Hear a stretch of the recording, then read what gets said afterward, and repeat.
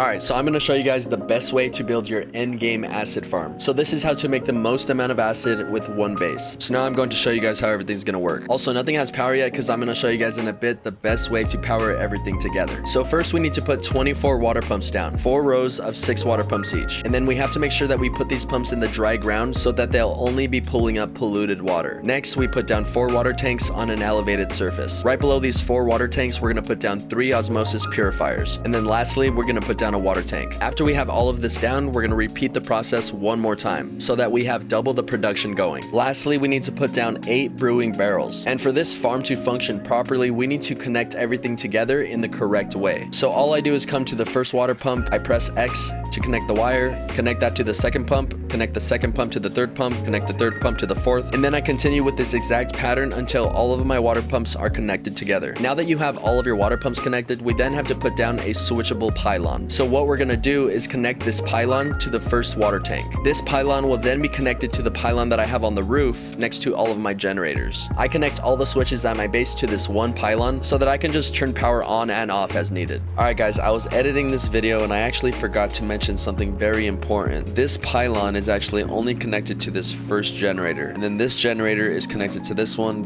to that one, and they're all connected together. So this pretty much allows your base to run off of one power grid because they're all connected together. So after you do that, you'll have power running to half of your acid farm. You'll have power running to all of the water tanks. So this is the fun part. Now it's time to power the second half of this farm. So now we need to connect these 3 purifiers to these barrels, and then those barrels to these purifiers so they can all be connected. So once we have all of this stuff connected together, we then need to set up another pylon and then connect a wire from the pylon to any one of these items. So now to get all of this polluted water pumped out of the ground and automatically put into these tanks, we need to connect our water pipes. So I'm just going to go row by row. So we're just going to start off with this first row. We're going to connect water pipes from this first row all the way to this back tank over here.